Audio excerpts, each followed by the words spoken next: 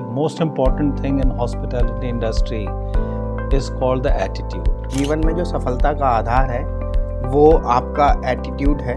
Diploma programme से अपनी शुरुआत करके आगे हम लोग अपने कैरियर्स को कैसे बढ़ा के जा सकते हैं। जीवन में आगे बढ़ने के लिए डिप्लोमा जो हमारे प्रोग्राम्स हैं, diploma in food and beverage services में कोर्स करिकुलम में क्या रहता है?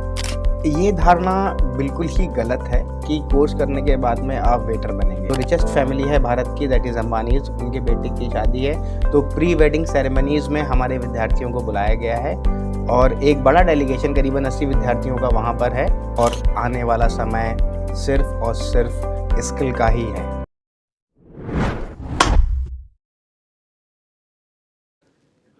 Good afternoon, audience. This is Kamal Kant Pant, the principal of IHM Pusa, and please don't mind my presence here. Your regular host, Miss Mamta, she is going to be there in the next episode or so onwards. She is rather busy today, and this being a special program, I wanted to be present here in conversation with Mr. Anil Kumar Goyal, who is the head of department Food and Beverage Services of this institution.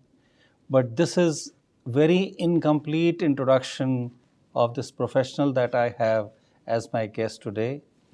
Mr. Goyal is a highly skilled person as far as the food and beverage services skills are concerned. He is one of the international judges as far as the restaurant skills are concerned, and he has been mentor to many participants who represented our countries at the World Skills Arena. And not only that, he is seasoned, he is senior enough to be deserving an institute of his own as the head of that institution. So it is my distinct pleasure to welcome Mr. Anil Kumar Goyal, the head of department of IHM Pusa, as a special guest in this special podcast. Welcome mister Goyal. Thank you sir. Good afternoon audience. And मैं बहुत बहुत धन्यवाद देना चाहूँगा प्रधानाचार्य जी का, जिन्होंने मेरा इतना सुंदर इंट्रोडक्शन दिया। हालांकि अभी तो मैं एक सेवक हूँ और मैं अपने आप को सेवक के रूप में ही देखता रहता हूँ और मेरा जो उद्देश्य है वो संस्थान की सेवा करना ही है और मैं अपने इस कार्य में और आगे जाता रहूँगा। और बाकी सर की जो सर ने जो मेरे लिए बोला है उसके लिए बहुत बहुत धन्यवाद सर आपका। और मैं ये बात इस पर पिक करना चाहूँगा कि most important thing in hospitality industry is called the attitude.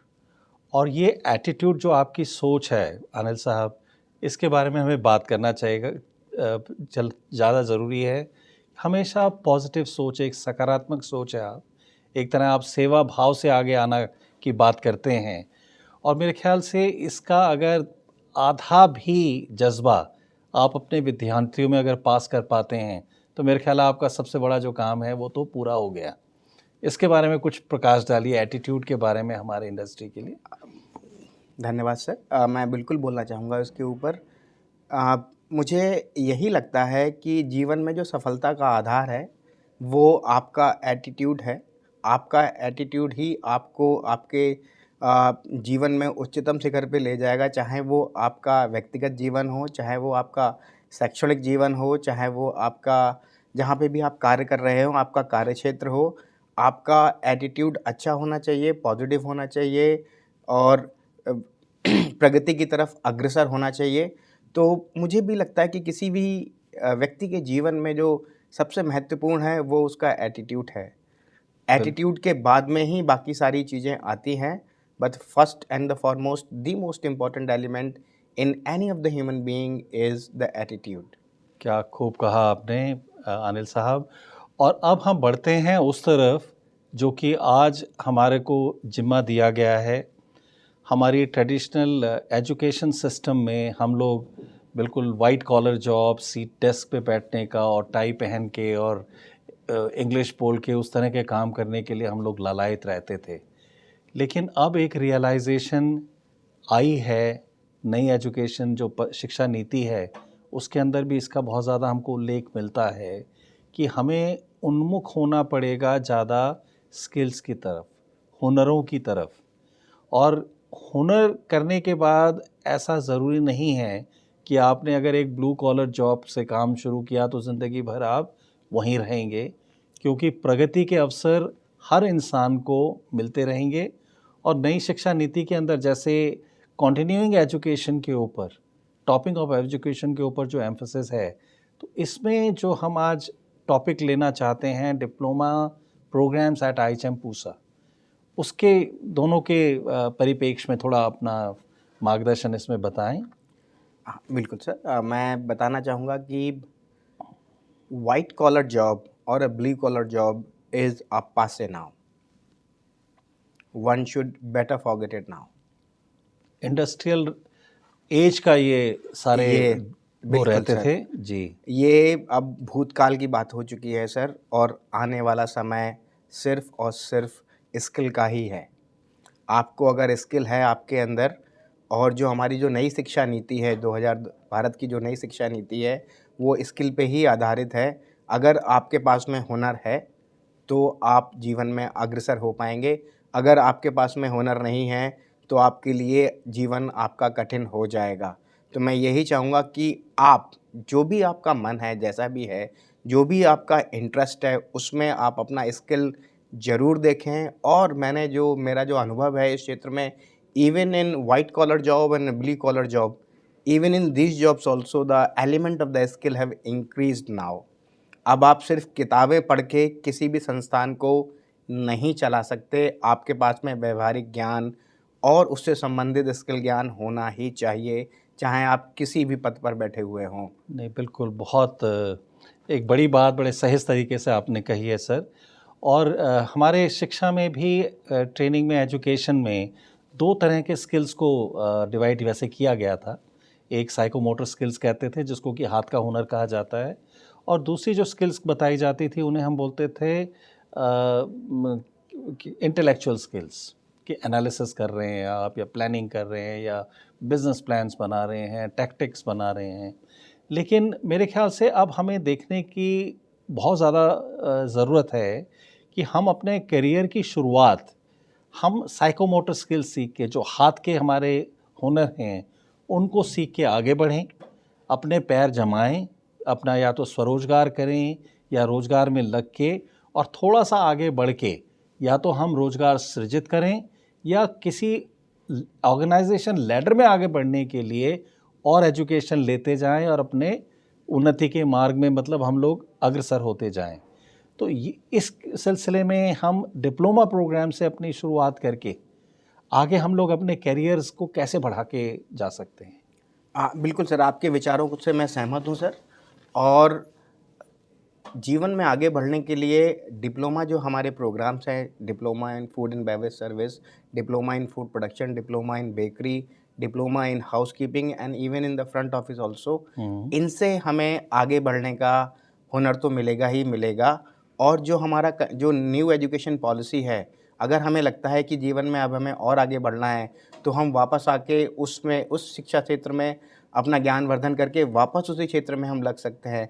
तो एक तरीके से जो नया एजुकेशन पॉलिसी है उसमें हमें ये फ़ायदा होगा कि एक बार हमने शिक्षा ली, हम उसमें आए, कार्य क्षेत्र में आए, फिर हमें किसी चीज़ की और आवश्यकता हुई, हमें किसी और स्किल की आवश्यकता हुई, वापस हम अपने शिक्षा क्षेत्र में गए, वहाँ पे हमने वो अपना स्किल एक्वायर किया, और दोबारा से हम अपने कार्य क्षेत्र में वापस आ गए, एक उच्च पद पर आ गए। बहुत बढ़िया। तो ये जितने भी क्षेत्र हैं सर, और ऐसे भी मैंने बहुत सारे विद्यार्थी देखे हैं जो कि जिन्होंने इस प्रकार से शुरू किया और आज वो जीवन के हर क्षेत्र में हैं सर। मेरे कुछ एक विद्यार्थी न्यूजीलैंड में हैं जो जिन्होंने अपना, they are the owner of the restaurant. कुछ एक विद्यार्थी इंग्लैंड में भी हैं, वो फिर से अपना रेस्टोरेंट चेन वहाँ पे चला रहे हैं। कुछ एक विद्यार्थी विल्स लाइफस्टाइल स्टोर जैसे जो मैनेजर हैं, उनके ब्रांच मैनेजर, सीनियर मैनेजर, अब तो वो रीजनल लेवल पे भी आ चुके हैं। और कुछ एक विद्यार्थियों ने public sector undertakings like IRCTC में अपने करियर की शुरुआत की, और आज वो अच्छे और सम्मानित पद पे स्थापित हो चुके हैं। असिस्टेंट मैनेजर, मैनेजर्स लेवल पे भी आ चुके हैं इन प्रोग्रामों के तहत। और कुछ एक विद्यार्थियों ने प्रेरणा लेके उच्च शिक्षा ग्रहण करी, तो वो भी अपने कार्य क्षेत्र में आगे बढ़ रहे हैं।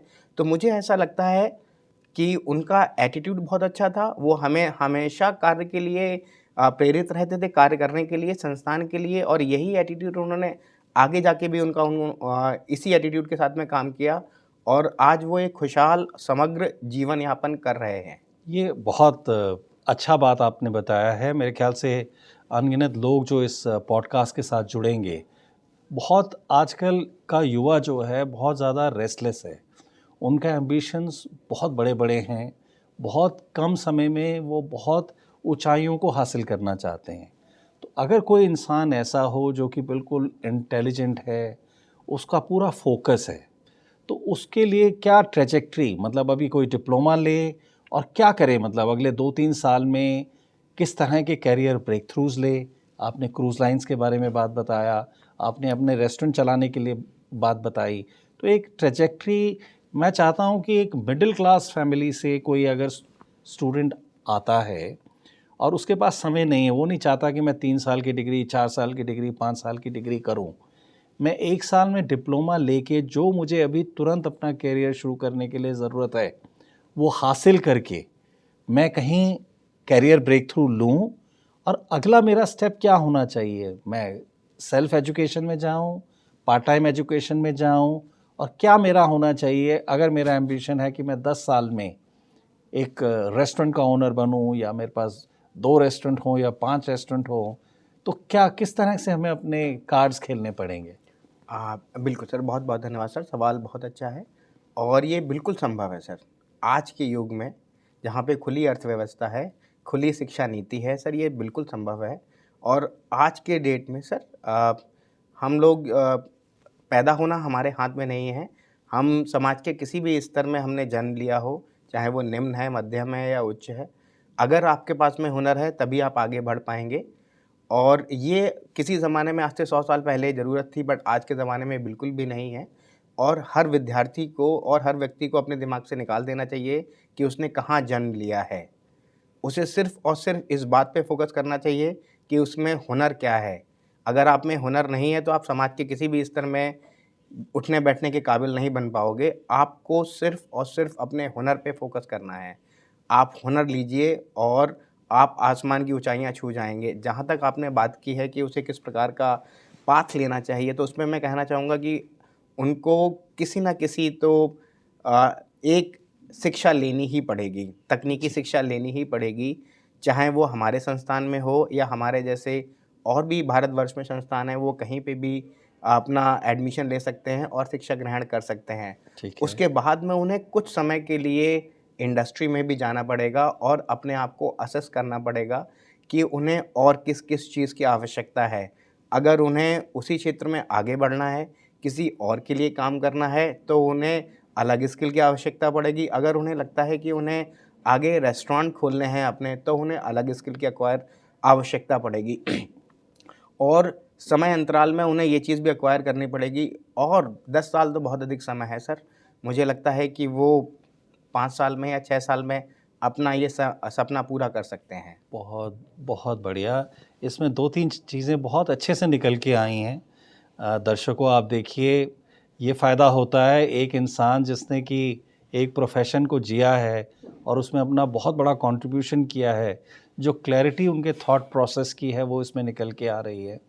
और एक बहुत बड़ी बात जो इससे निकल के आई है आपकी बात से कि एक पुराना जैसे गीत हुआ करता था हिंदी फ़िल्म में कि ये हाथों की लकीरों का खेल है कि तदबीरों का खेल है। क्योंकि इंसान के हाथ में अपनी डेस्टिनी अपने हाथ में है। कितना शिद्दत से वो अपने हुनर सीखता है और कितनी मेहनत से उनको अंजाम देता है, और मेरे ख़्याल है प्रगति उसके हाथ में निश्चित रूप से रहेगी। दूसरी बात, भाग्यशाली हैं हम लोग कि भारत जैसे देश में हमारा जन्म हुआ है। कोई भी अपने माँ-बाप को चुन नहीं सकता है। वो शायद हाथों की लकीर या कर्मों का फल या कुछ भी कह सकते हैं आप।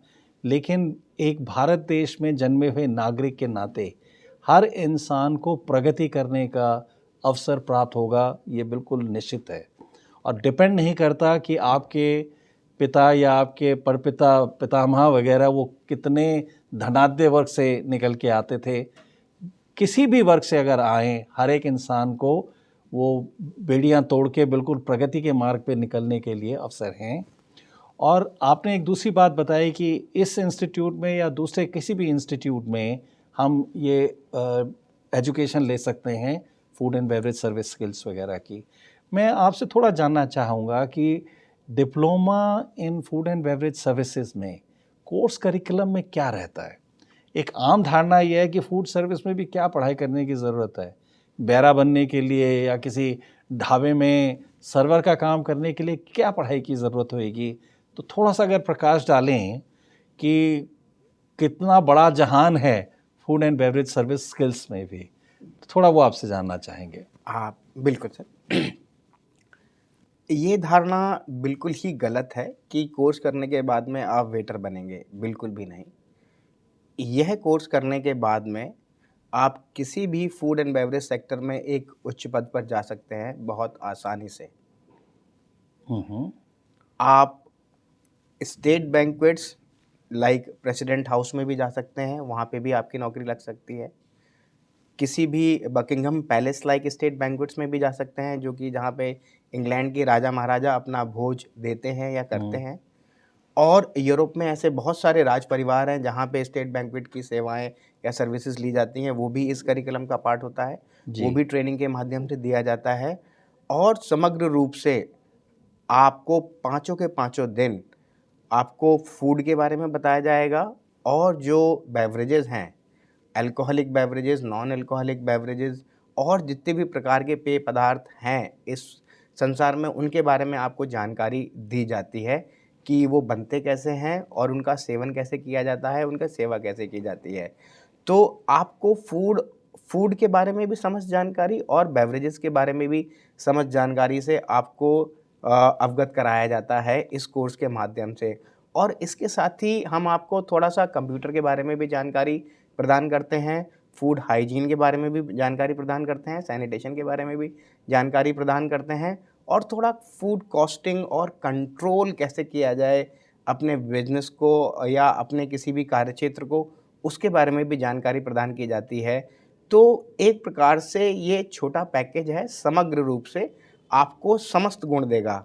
बट फ़र्क इतना है कि आपका एटीट्यूड क्या है। आप एटीट्यूड के साथ में आइए, सारा जहां आपके लिए खुला हुआ है। आपको खुद भी नहीं पता होगा कि अभी आप कहाँ हैं और आप कहाँ चले जाएंगे। बिल्कुल। मुझे राजभोज का आपने एग्जाम्पल दिया, स्टेट बैंक्वेट्स। एक देश का हेड ऑफ स्टेट जो किसी विजिटिंग हेड ऑफ स्टेट के लिए राजकीय भोज का आयोजन करता है, मेरे ख्याल है दुनिया में उससे उत्कृष्ट किस्म की, उससे उन्नत किस्म की कोई और फूड सर्विस नहीं हो सकती है। हम लोग साधारण रूप में भी कि वाइट हाउस में, अभी अगर हमें याद हो, हाल साल में मोदी जी गए थे तो वाइट हाउस के अंदर उनके अंदर मिलेट की थाली वगैरह परोसी गई, दुनिया भर में उन चीज़ों के चर्चे हुए। और जिस तरह की बेवरेजेस और नॉन अल्कोहलिक अल्कोहलिक बेवरेजेस परोसी जाती हैं, मेरे ख्याल है बहुत बड़ा ये संसार है। तो मुझे आप ये बताएं सर कि जैसे एक साल के लिए 365 दिन डिप्लोमा के स्टूडेंट आपके पास यहीं रहते हैं, तो बेवरेजेस में किस तरह से क्या पढ़ते हैं? वो चाय पी बनाना, कॉफ़ी के बारे में, या और कोई हेल्थ ड्रिंक्स के बारे में बताते हैं, या और क्या देश देश के व्यंजन अलग अलग विधि से उनको पढ़ने पड़ते हैं? कोई सर्विस करने में इसमें इतना ज़्यादा टेक्निकल कुछ है जो कि उन्हें उतना डिटेल में सीखना पड़ता है? और ये सिखाने के लिए क्या आप स्वयं ही सिखाते हैं या और भी कोई स्पेशलाइज्ड एजेंसीज वगैरह का आप हेल्प लेते हैं? हाँ, बिल्कुल सर। हम समस्त देश की बेवरेजेस के बारे में बात करते हैं, चाहे वो चाय हो, चाय के प्रकार हों, उसको बनाने की विधि और उनको अलग-अलग प्रकार की सेवा करने की भी विधि। सारी चाय का सेवा करने का विधि अलग होता है। आपने सुना होगा जापानी टी सेरेमनी के बारे में भी सुना होगा, तो उसकी एक विधि होती है। जी। चाइना के बारे में भी होगा, कोरिया जी। की चाय के बारे में भी आपने सुना होगा। हमारे खुद की भारत देश की चाय के बारे में भी आपने सुना होगा कि कैसे बनाई जाती है। जी। तो सारी चाय अलग होती हैं और इनको सर्विस करने का भी तरीका अलग होता है, और इनकी सर्विस में जो बर्तन बनते हैं या जिनका उपयोग होता है वो भी अलग होता है। इसी प्रकार से कॉफ़ी है, और इसी प्रकार से समस्त अल्कोहलिक बेवरेजेस हैं, उनके बारे में भी सर ज्ञान दिया जाता है और उनको सेवा करके दिखाया जाता है और बताया जाता है। तो ये सारे के सारे स्पेशलाइज़ सेक्टर हैं जिनके बारे में हम डील करते हैं। और ये जो कोर्स है, इसको हमारे यहाँ जो अध्यापक हैं वो भी पढ़ाते हैं, और साथ में जो इस क्षेत्र में अग्रणी संस्थाएँ हैं, वो भी आती हैं और अपनी वर्कशॉप्स यहाँ पे करती हैं। अभी हमने बिल्ली हो से जो ओनर हैं वो आए थे, उन्होंने कॉफ़ी के ऊपर पूरे 2 दिन की वर्कशॉप करी जिसमें हमारे diploma food and beverage service के विद्यार्थियों ने भी बढ़-चढ़ कर भाग लिया। ऑस्ट्रेलियन वाइन से भी हमारे यहाँ पे वर्कशॉप हुई थी और अभी मैं आपको बता दूँ सर, आने वाले 18 मार्च से कर्नाटका वाइन बोर्ड वाले भी आ रहे हैं जो कि 14 प्रकार की अपनी वाइन लेकर आएँगे और विद्यार्थियों के बीच में उसके ऊपर वर्कशॉप्स करेंगे। और अभी मॉर्निंग ये जो संस्था है जो सिरप्स बनाते हैं अपने सर, ये भी देश की सबसे अग्रणी संस्था है और इंटरनेशनली इनके सिरप्स बेचे जाते हैं। वो हमारे पास में 5 दिनों के लिए थे यहाँ पे और उन्होंने अपने मॉर्निंग सिरप्स को कॉकटेल और मॉकटेल बनाने में कैसे यूज़ किया जाता है उसके ऊपर उन्होंने कार्यशाला की। तो सर हमारे यहाँ पे हम कार्यशालाएँ भी बहुत करते हैं और हमारा इन हाउस सेटअप भी बहुत अच्छा है। तो जो विद्यार्थी यहाँ से निकल कर आ जाता है उसके पास में एक समग्र ज्ञान होता है जो कि उसको आगे अपने करियर में बहुत मदद करता है। तो मतलब आपका कहना क्या है कि जो यहाँ पे पढ़ाई होती है वो किताबी ज्ञान केवल नहीं है, मतलब इसमें आप जो मैन्युफैक्चरर्स हैं या और बॉडीज़ भी हैं उनकी भी सहायता लेते हैं आप विद्यार्थियों की ट्रेनिंग के लिए। बहुत और यहाँ पे मैं एक चीज़ और बताना चाहूँगा सर, और ये तो हमारे संस्थान के अंदर ही हैं जो हम करा लेते हैं। इसके साथ-साथ में जितने भी प्रोग्राम होते हैं, जितने भी बड़े-बड़े इवेंट्स होते हैं स्पेशली इन 5 स्टार होटल्स में और इनफैक्ट इन प्रेसिडेंट हाउस में भी कोई भी स्टेट बैंक्वेट अगर है, तो हमारे जो विद्यार्थी यहाँ पे कक्षाओं में पढ़ रहे होते हैं, उनको ही भेजा जाता है उनकी सेवा करने के लिए। जी। चाहे वो मौर्या होटल हो, चाहे वो ताज होटल हो, चाहे वो वेलकम मैरियट हो या हमारा प्रेसिडेंट हाउस हो, हैदराबाद भवन हो या फिर पार्लियामेंट के अंदर कोई भी स्पेशलाइज्ड फॉर्म ऑफ सर्विस हो, तो हमारे यहाँ के विद्यार्थी ही जाते हैं और उन विद्यार्थियों में diploma food and beverage service के भी विद्यार्थी होते हैं, जो कि जिसमें वो बढ़-चढ़ कर भाग लेते हैं और उन्हें कई बार प्रशस्ति पत्र भी मिले हैं उनकी अच्छी सेवाएँ प्रदान करने के लिए। अभी G20 के समय में भी शायद आप लोगों की तरफ से कोई योगदान रहा। हाँ सर, G20 के एक बहुत बड़ा मेला था, पूरे विश्व पटल के ऊपर इन्होंने देखा और हमारे यहाँ के लगभग 300 विद्यार्थी थे जिन्होंने पूरे के पूरे G20 के दौरान काम किया और उन डेलीगेट्स के साथ में रहे। दर्शकों देखिए, वर्ल्ड के दुनिया के मतलब सबसे बड़े पॉपुलर और पावरफुल लोगों को बिल्कुल नज़दीक से देखने का अवसर ये फूड सर्विस में आप संलग्न हैं, इसलिए आपको देखने के लिए मौका मिल रहा है। और अभी एक प्री वेडिंग शूट चल रहा है जामनगर में जिसके बारे में दुनिया भर में बातें की जा रही हैं, सोशल मीडिया बिल्कुल फुल है उसमें। मैंने सुना है कुछ स्टूडेंट्स आपने उसके लिए सहयोग करने के लिए भी भेजे हैं? बिल्कुल सर, एक टीम है जो कि पिछले 2 हफ्ते से जामनगर गई हुई है। जी। वो लोग 22 फरवरी को चले गए थे और 7 मार्च को वो लोग वापस आएँगे।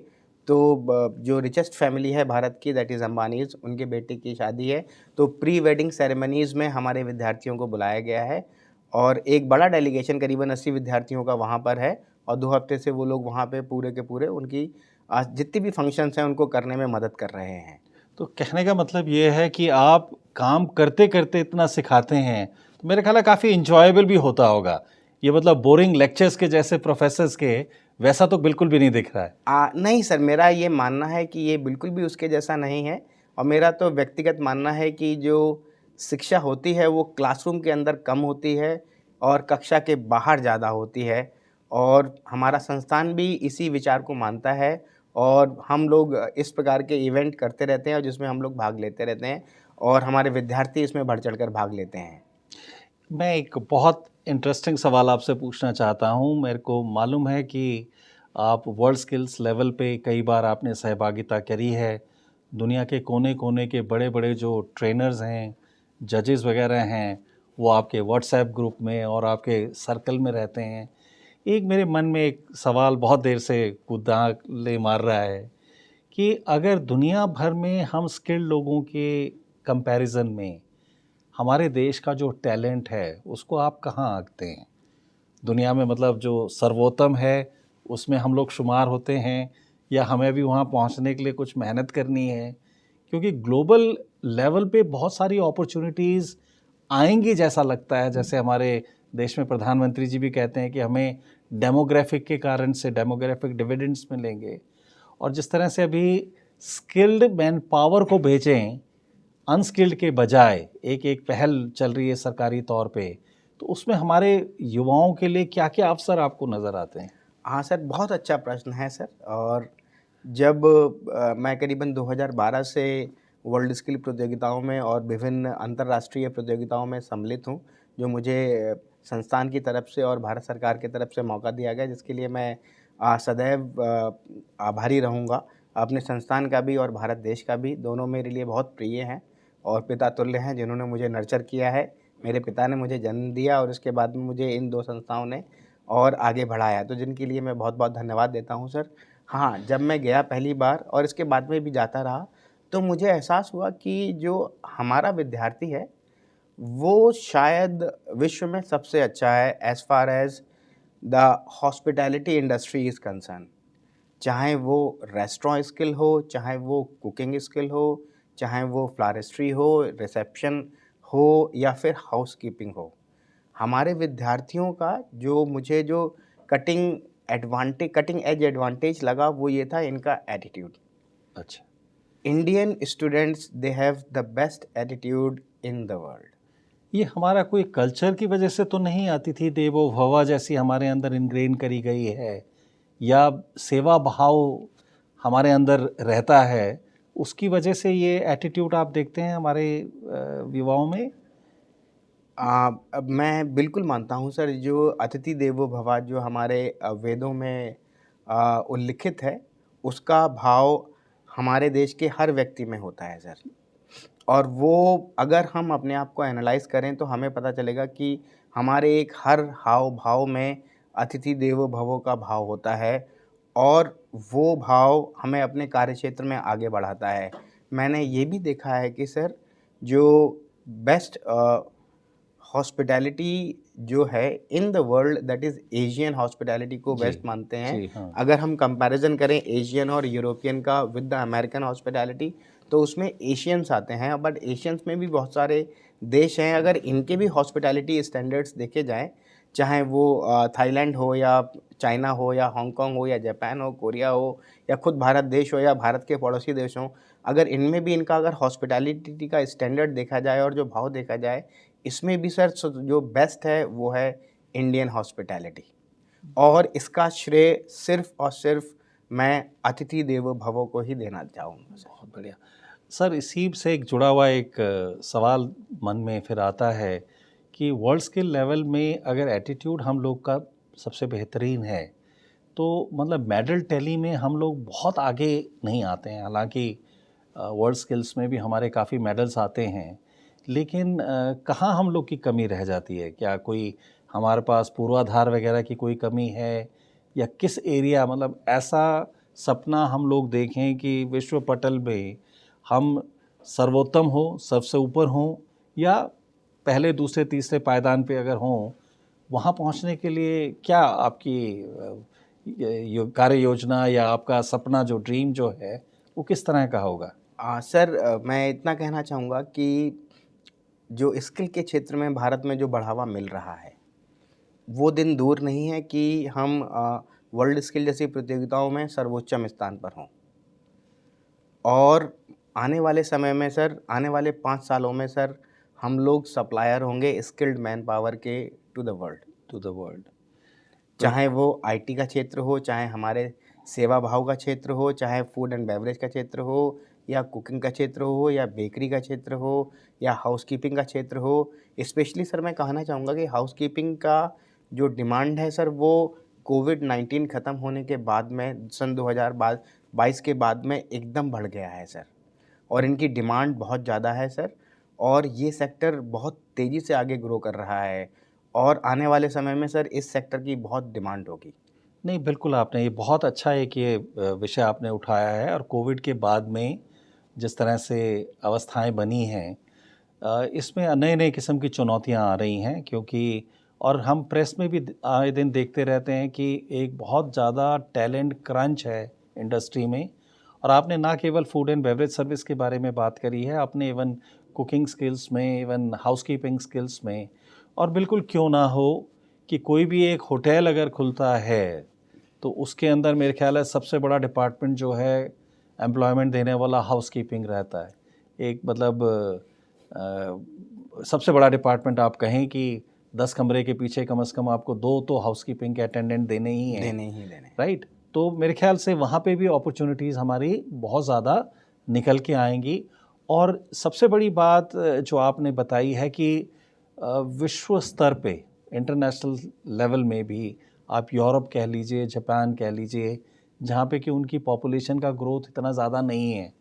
बताया जाता है, इकोनॉमिस्ट बताते हैं कि इकॉनमी को सस्टेन करने के लिए उनके पास यंग लोग नहीं हैं, एजिंग पॉपुलेशंस वगैरह हैं। तो मेरे ख्याल है ये हमारे लिए एक राष्ट्रीय चुनौती भी हो सकती है। जिस तरह से देश हमारा उन्नति कर रहा है, 5वें नंबर की बड़ी इकॉनमी है, हो सकता है अभी जैसे अगले 5 साल में हम तीसरे नंबर पे आ जाएं, और हो सकता है कि हमारे जीवन काल में हम दूसरे पायदान पे या पहले पायदान के ऊपर भी हम लोग खड़े हों। इसी सपने के लिए मेरे ख्याल से हमें युवाओं को, जो आपने फॉर्मूला बताया है कि हुनर के प्रति उनको जागरूक करें, हाथ में वो हुनर लें, जिस भी चीज़ को वो हाथ लगाएं, मेरे ख्याल है वो सर्वोत्कृष्ट निकल के उसमें आएँ। और मेरे ख्याल से बाकी हमें देखने की ज़रूरत नहीं है, लोग हमारे पीछे भागेंगे, हमको जॉब ऑफ़र करेंगे, हमारे पास अवसर जो हैं अपने आप हमारे घरों तक आएंगे। ये बहुत मेरे ख्याल है अब हम लोग करीब करीब इस पॉडकास्ट के अंतिम चरण में हैं। तो मुझे एक बात आपसे ज़रूरी पूछनी थी कि इन प्रोग्राम्स के लिए एडमिशन का क्राइटेरिया क्या होता है? कोई जॉइंट एंट्रेंस एग्ज़ामिनेशन हमें देना है? कब फॉर्म्स अवेलेबल होते हैं? और क्या हमको तैयारी करनी चाहिए? बिल्कुल बताना चाहूँगा सर मैं।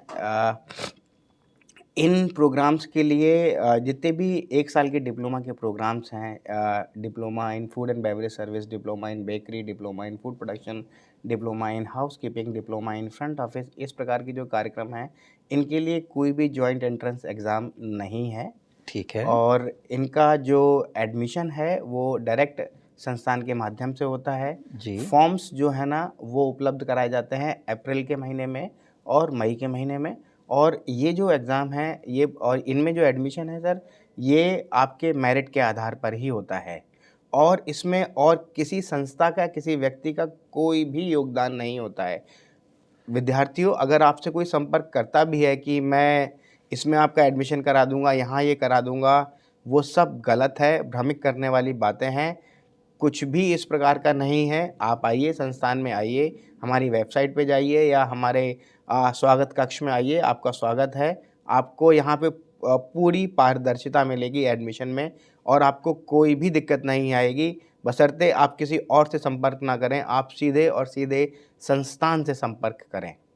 मतलब होटल प्रबंधन संस्थान पूसा में कोई भी एडमिशन एजेंट्स या इस तरह से कोई इंटरमीडिएटरी नहीं है, और पारदर्शी तरीके से आपने कहा मेरिट पे भर्ती होते हैं विद्यार्थी।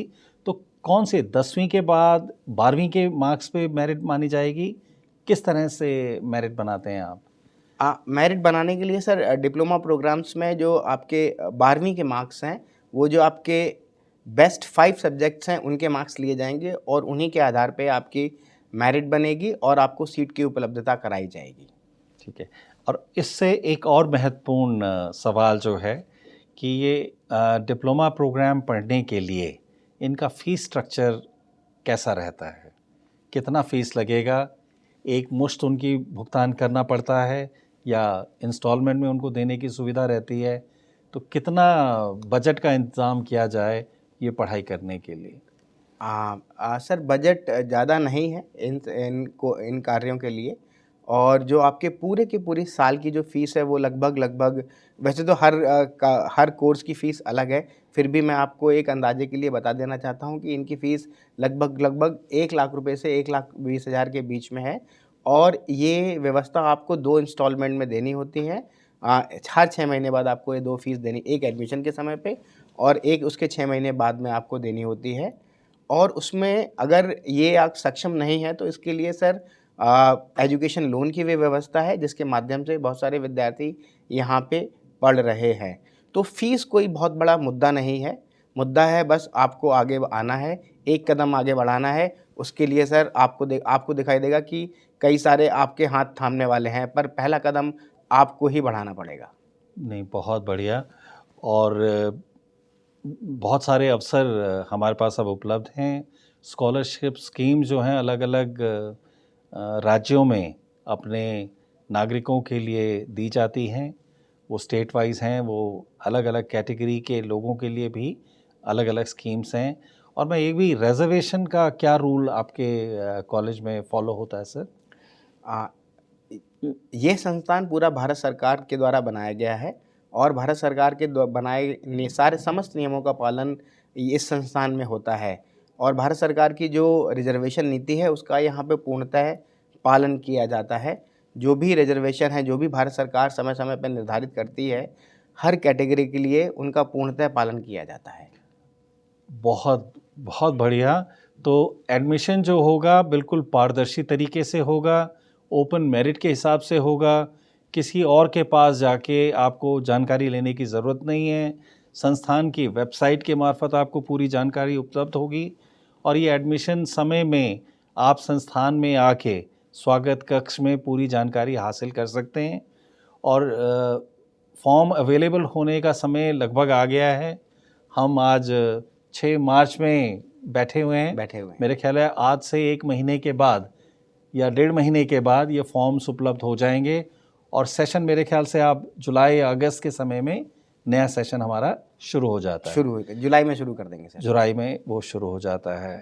तो मेरे ख्याल से कुछ प्रश्न वगैरह जो किसी के मन में जिज्ञासाएं अगर दर्शकों के मन में हैं तो वो इसमें पॉडकास्ट जब ये आएगा वो आप ज़रूर उसको दीजिएगा और हम उसका निराकरण करने का प्रयास करेंगे। तो बहुत बहुत धन्यवाद है आप लोगों का। ये होटल प्रबंधन संस्थान पूसा के पॉडकास्ट में मेरे ख्याल है चौथा पॉडकास्ट है ये।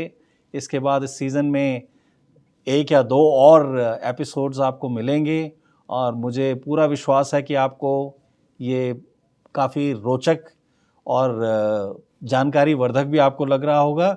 और जैसे मैंने शुरुआत में कहा क्या ये पॉडकास्ट की जो रेगुलर होस्टेस हैं वो अगले पॉडकास्ट से आपको वही मिलेंगी। और आज हम दोनों का, मैं कमलकांत पंत और मेरे डिस्टिंग्विश्ड गेस्ट जो हैं मिस्टर अनिल कुमार गोयल, हम लोगों को सुनने के लिए मैं आपका बहुत बहुत धन्यवाद करना चाहता हूं।